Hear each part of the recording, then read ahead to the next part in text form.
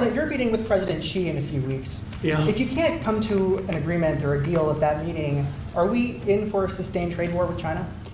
Well, you're in one now. Look, we have 100% tariff. If we didn't have tariffs, we would be exposed as being a nothing. We would have no defense. You know, they've used tariffs on us, but we've never had anybody sitting in that chair that felt the need to do it. And they've allowed us to be $37 trillion in debt, et cetera, et cetera. Tariffs are a very important tool for our defense, for our national security. If we don't have tariffs, we're not going to have national security. As an example, if you look at Pakistan and Iran, I told them I was in the midst of negotiating a trade deal with Iran, and Pakistan was going to be in line. And because of tariffs, they all want to negotiate much differently. We're making a good deal. And then I heard that they're shooting at each other. And I said during one of my conversations, are you guys going to go to war? Two nuclear powers we are thinking about. I said, here's the deal. You go to war, I'm going to put a 200% tariff. I'm going to stop you from doing any business in the United States. I said it to both of them. Within 24 hours, the war ended. That would have been a nuclear war. And again, the Prime Minister of Pakistan, who was here 2 weeks ago, said that man saved many millions of lives in front of a whole group of people because he thought it was going to be war. But when it came to war or having to pay massive tariffs, the tariffs overrode. That's why it's so important. Not only the money, we're taking in trillions of dollars, not only the money, the power to keep peace, the power to be used for good is enormous. But a lot of people didn't understand tariffs. It's also made us very rich. We have a big case coming up in the Supreme Court, and I will tell you, that's one of the most important cases in the history of our country. Because if we don't win that case, we will be a weakened, troubled, financial mess for many, many years to come. I don't even know if survivable is a good term. And if we do, we're going to be the most powerful economic country in the world. And all we're doing is using them as a defense against what took place for many years. China would charge us tariffs. It was incredible, but we weren't allowed to charge. We're allowed to do whatever we want. We just had presidents that didn't want to do it for whatever reason. And it was nothing. But of the 8 wars, I was saying 7, of the 8 wars, I would say tariffs are directly responsible for me ending 6 of them, 5 or 6. Without the tariffs, you have wars raging all over the world. With the tariffs, other than Russia, we have no wars out there. And we've made a lot of good friends, too. Tariffs are so important to our national security. If we don't have tariffs, we don't have national security. Our country would suffer a level that, because they use so strongly on us. As an example, the European Union, they won't take our cars, they won't take our agriculture, they won't take anything, but they send their cars in, Mercedes, BMW, Volkswagen, by the millions. We don't send any cars. They don't take them. They were tariffing us out. Agricultural products, they don't take our agriculture. They want their farmers to do it. I understand that. But it was very unfair, and they were tariffing our product. They're keeping out by using tariffs. And we didn't use them, but I used them. And now we made one of the great deals with your $650 billion they pay us. And we've evened it out. It's really a good thing to see. And you have to understand, they've all signed. Japan, South Korea. I mean, South Korea, $350 billion up front. Japan, $650 billion. And they've all agreed to it. They're all happy. But before, it was a total ripoff. And if we don't have the use of tariffs, we have no national security. This country will have no financial security, will not have national security. And the people that brought the lawsuit are people that are aligned with foreign nations that are now being treated fairly as opposed to just ripping us off and ripping us asunder. So, but if we are not allowed to use what other people use against us, there's no defense. It'll be a disaster for America. That's why I think I'm going to go to the Supreme Court to watch it. I've not done that, and I had some pretty big cases. I think it's I think it's one of the most important cases ever brought because we will be defenseless against the world. Okay? Mr. President, you'll go to the tariff case? Did you have one? Yes, please. Thank you, Mr. President. I want to ask you about the Georgia Senate race. I know it's very early, but there's several Republicans in that field that are vying for your endorsement. A lot of good people in that field. Yes. I know all of them, actually. I haven't made a decision on that, but you have some very good people in the Georgia Senate race. Well, Governor What Trump else? has endorsed. No, I know, the governor has, and he's spoken to me about it a lot. He likes that candidate a lot, and I understand that. I haven't made a decision yet. But I'm following that race very carefully. I think it's very important for Georgia to get a real senator, because the senator they have now is a horrible senator. He allows all the crime, all the borders. You have open borders. I mean, his whole philosophy is a disaster. That's not representative of the people of Georgia. I know the people of Georgia. I won Georgia 3 times, but they say twice. Okay, I won it very big the last time, and I won it big the first time, and I won it big the second time. But we had criminals that didn't allow. I mean, I hope they're going to go into that. I hope they go into the votes which are being stored in Fulton County and take a real look at those votes, okay? Because I won it the second time too. But I know Georgia very well. I love Georgia. Those people are great, and they deserve a good senator, because the man they have now is a weak, ineffective person. Okay. Mr. President, I wonder what you make of it.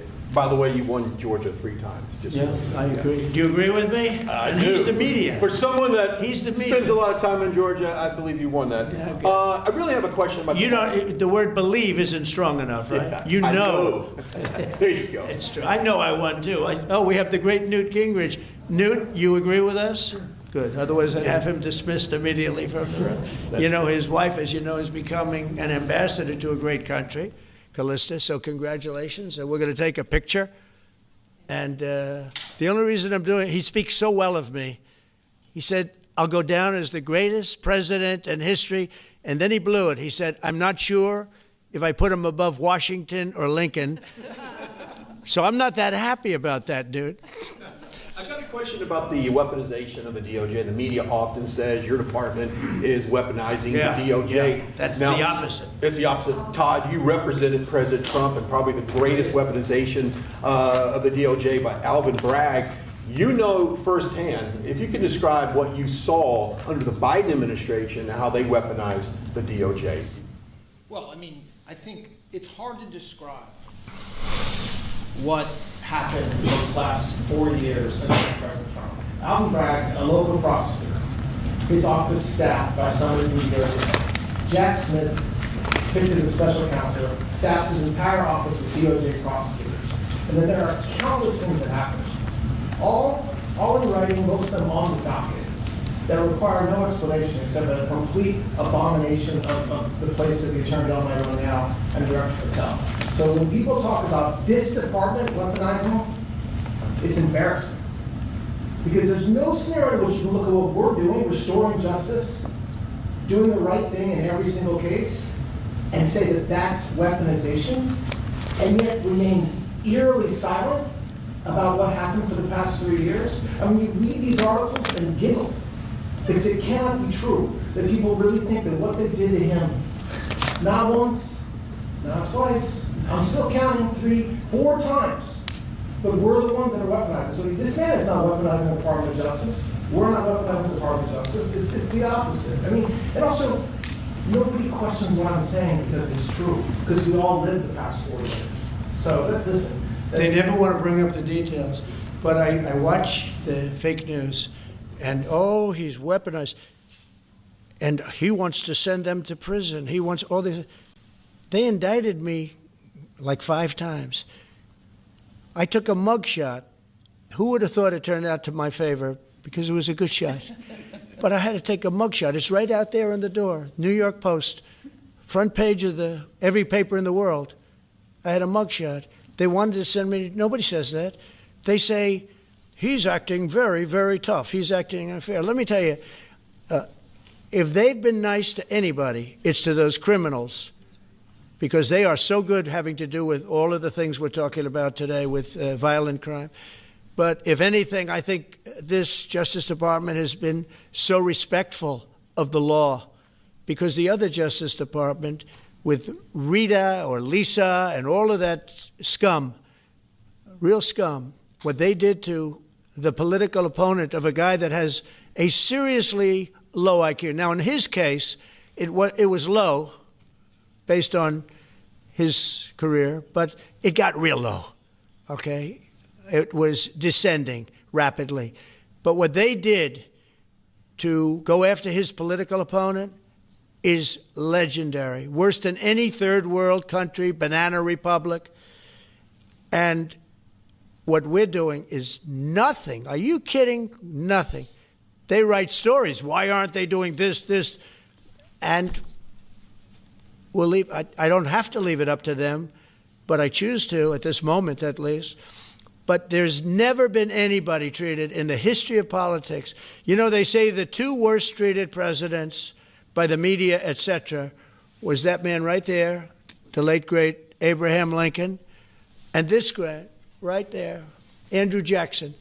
They say Andrew Jackson was treated terribly. They give him number one and number two, but that was before I came along, Newt. I say I have number one times 10. Nobody's been treated like I've been treated. And I did a great job. You know, we had a great first term. And we had one of the most successful economies in history, et cetera. I rebuilt the military. We did a tremendous amount. The last part, we had a horrible thing called COVID, and we handled that well. We made ventilators for nations all over the world. We did a great job. Probably never get credit for it. Look at the therapeutics, the Regeneron, all the different things, the vaccines, all the things we did. We did a great job, but we had to focus on that. But we had the best economy in the history of our country. We're blowing it away right now. Look at the stock market. It hit another all-time high today. That's 48 days out of the few days that I've served. 48 days have already hit record highs. And we have, maybe most importantly, the number, we have now, I was saying 17, it's over $18 trillion is being poured into our country. It's because of the election and because of tariffs. Without the tariffs, you wouldn't have probably 18 cents. It's because of the tariffs, because there are no tariffs if they build in our country. And they understand that. So we have medical companies coming up. We have the AI. We're dominating China in AI. Everybody said that's impossible. We're dominating. I'm letting these massive plants build their own electric generating plants. They're becoming utilities in addition to everything. Maybe they'll make more money with that, who knows? But they're building their own electric because we have an old grid. You wouldn't be able to do that.